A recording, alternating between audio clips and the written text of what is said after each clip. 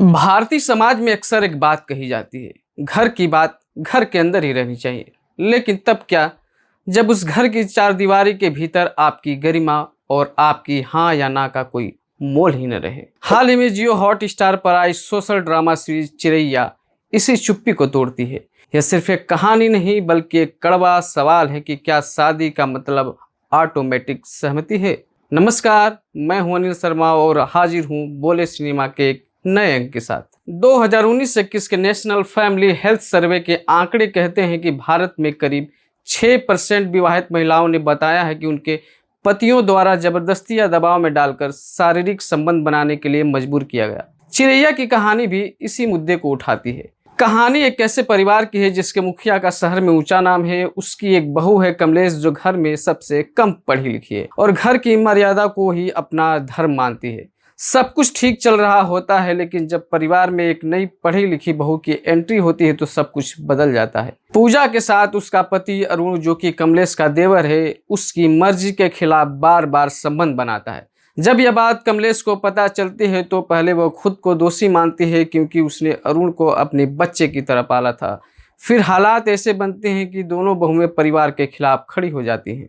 6 episode की series में कई ऐसे संवाद हैं जो एक शादीशुदा महिला के वजूद को झकझोर कर रख देते हैं। एक जगह कमलेश बड़े भारी मन से कहती है कि जायदाद जेंट्स की होती है पर लेडीज के सिर्फ संबंध होते हैं। वहीं बैकग्राउंड में चलता है कि और संवाद इस सीरीज की आत्मा को बयां करता है कि चिरैया सबको अच्छी लगती है लेकिन सिर्फ पिंजरे में रहने वाले। अगर वही चिरैया उड़ने लगे तो पिंजरे को बुरा लग जाता है। यह इस कहानी का सबसे बड़ा द्वंद्व है। यहाँ संघर्ष सिर्फ बाहर समाज से नहीं बल्कि कमलेश के अपने भीतर भी है। एक तरफ वो देवर है जिसे उसने ममता दी और दूसरी तरफ एक औरत का वो असहनीय दर्द जिसे वो नज़रअंदाज नहीं कर सकती। अब सवाल यही है कि क्या कमलेश परिवार की उस झूठी शान को बचाएगी या एक औरत के वजूद और उसकी गरिमा को चुनेगी। चिरैया इसी चुनाव की एक बेहद जरूरी और झकझोर देने वाली दास्तां है। अब बात परफॉर्मेंस की कर लेते हैं। चिरैया पूरी तरह से दिव्या दत्ता का शो है। उनका अभिनय चिल्ला कर नहीं बल्कि अपनी खामोशी से बात करता है।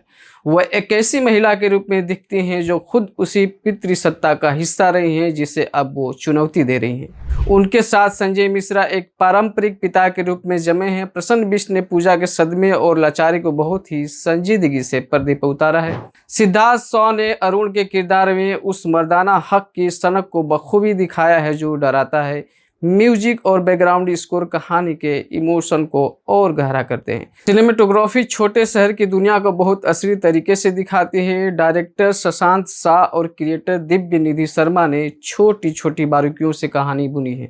जैसे कमलेश का अखबार के पहले पन्ने को छोड़कर सीधे घरेलू सेक्शन पढ़ना यह दिखाता है कि कैसे समाज में महिलाओं की सोच को पहले से ही तय कर देता है। सीरीज यह भी दिखाती है कि मर्दानगी की यह सोच पैदाइशी नहीं बल्कि परवरिश का हिस्सा है। सो किसी पर उंगली नहीं उठाता बल्कि समाज को आईना दिखाता है। हालांकि यह सीरीज अंत तक आते आते अपनी धार थोड़ी खो देती है। जो कहानी एक गहरे सोशल ड्रामा के तौर पर शुरू हुई थी वो आखिरी हिस्से में थोड़ी फिल्मी और घिसे पिटे मेलोड्रामा की तरफ मुड़ जाती है। इसका क्लाइमेक्स संतोषजनक तो है लेकिन वो इमोशनल पंच नहीं मार पाता जिसकी उम्मीद इस गंभीर विषय से थी।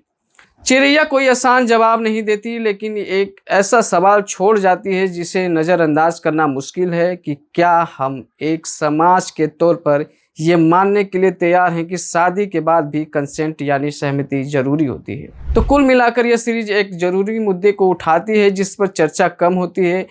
इस बहस को भी छोड़ जाती है कि क्या मैरिटल रेप को अपराध की श्रेणी में लाया जाना चाहिए, क्योंकि पूजा का किरदार अपने पति को माफ़ नहीं करती बल्कि वह कहती है कि मैं उस दिन का इंतजार करूंगी जब ऐसा करना कानूनन अपराध होगा और मैं तुम्हें घसीट कर थाने ले जाऊंगी। अगर आपने ये सीरीज देख ली है तो आपको ये कैसी लगी कमेंट्स में ज़रूर बताएं। ऐसे ही बेहतरीन रिव्यू के लिए हमारे चैनल को सब्सक्राइब करना न भूलें। मिलते हैं अगले वीडियो में।